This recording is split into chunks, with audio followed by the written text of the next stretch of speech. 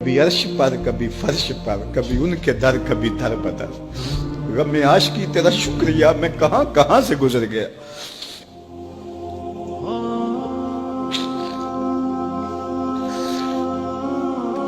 یہ میری خوش قسمتی کہ میں حضور کا امت ساری زندگی اس کا شکریہ ادا کرتا رہوں تو کہ شکر ادا۔ ہم حضور کے امتی نبی انتظار کرتے رہے، نبی منتظر رہے۔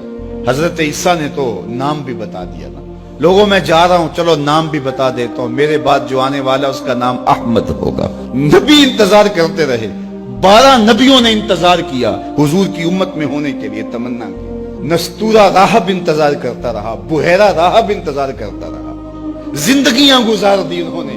سلمان فارسی کی کہانی سن لو، مجوسی کے بیٹے تھے، حق کی طلب میں نکلے، باپ نے گھر سے نکال دیا، ایک پادری کے پاس جا کے رکے، زندگی بھر اس کی نوکری کی۔ جب اس کا آخری وقت آیا اس نے کہا میری تدفین کے بعد غموریا چلے جانا، وہاں کا پادری خدا رسیدہ ہے، تجھے اس سے کچھ مل جائے گا۔ کہتے میں وہاں سے غموریا آ گیا، پھر اس پادری کی ساری زندگی خدمت کی۔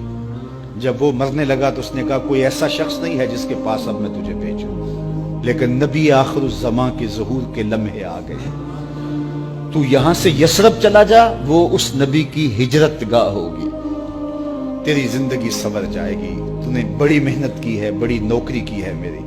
کہتے میں نے اس کو کہا کہیں ایسا نہ ہو میں دھوکہ کھا جو مجھے کوئی نشانی بتا دے۔ اس نے کہا 3 نشانیاں، ایک صدقہ نہیں لے گا، دوسرا ہدیہ رد نہیں کرے گا، تیسرا 2 کندھوں کے درمیان مہر نبوت۔ کہتے میں نے اس کی تدفین کی، یثرب کی جانب جاتے ہوئے ایک قافلے میں شامل ہو گیا، انہوں نے مجھے پکڑ کے اپنا غلام بنا لیا، لیکن میرے پہ مہربانی یہ کی کہ مجھے بیچا جا کے مدینے میں۔ ایک یہودی نے مجھے خرید لیا، میں اس کے باغ میں گوڈی کرتا تھا، کام کرتا تھا، کھجوریں توڑتا تھا، لیکن میں انتظار میں تھا کہ کبھی وہ نبی آخر الزمان آئے تو مجھے دید ہو۔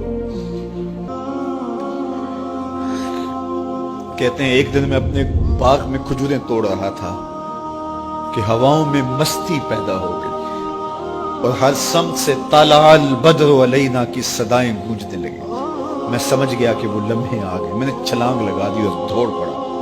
میرے آقا نے سمجھا شاید غلام بھاگ گیا، اس نے دوڑ کے مجھے پکڑ لیا۔ میں نے اس کو کہا کہ میں نوکر تیرا ہی ہوں، لیکن دل نوکر کسی اور کا ہے، میں بھاگوں گا نہیں، مجھے جانے دے۔ میں کچھ کھجوریں لے گیا تھا صدقے کی نیت سے، جا کے حضور کو پیش کی۔ آقا کریم نے فرمایا ہم نبی صدقہ نہیں لیتے۔ کہتے ہیں نشانی ایک پوری ہوگی، کہتے ہیں کہ میں کچھ دنوں کے بعد اور کھجوریں لے گیا اور میری نیت ہدیہ کی تھی، میں نے پیش کی، حضور نے قبول فرما لی۔ لیکن میں بھی کہتا تھا تیسری نشانی بھی پوری ہو لے تو پھر مانوں گا، اور وہ کیا تھی؟ 2 کندھوں کے درمیان مہر نبوت۔ کہتے ہیں ایک دن حضور میرے باغ میں آئے اور آقا کریم نے اپنے مبارک کندھے پہ چادر رکھی ہوئی تھی اور چادر کی اوٹ میں مہر نبوت چھپی ہوئی تھی، اور میں پیچھے ہو کے دیکھتا تھا، اور میری آرزو یہ تھی کہ کوئی تیز جھونکا ہوا کا آئے اور چادر ہٹ جائے اور میں مہر نبوت کی زیارت کر لوں۔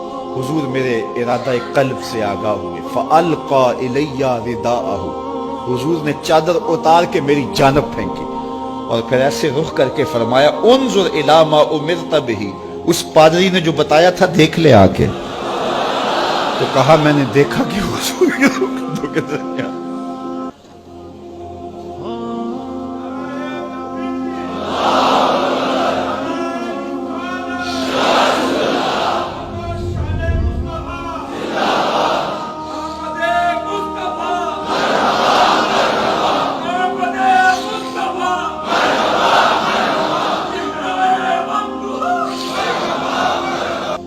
ہم نے تو کوئی انتظار نہیں کیا نا، ہم نے تو کوئی دکھ نہیں سہا، ہم سوئے تھے مقدر جاگ اٹھے۔ ہمارے والد مسجد سے مولوی صاحب کو بلا لائے، انہوں نے کان میں آ کے کہا مبارک ہو تو حضور کا نوکر بن کے آ رہا۔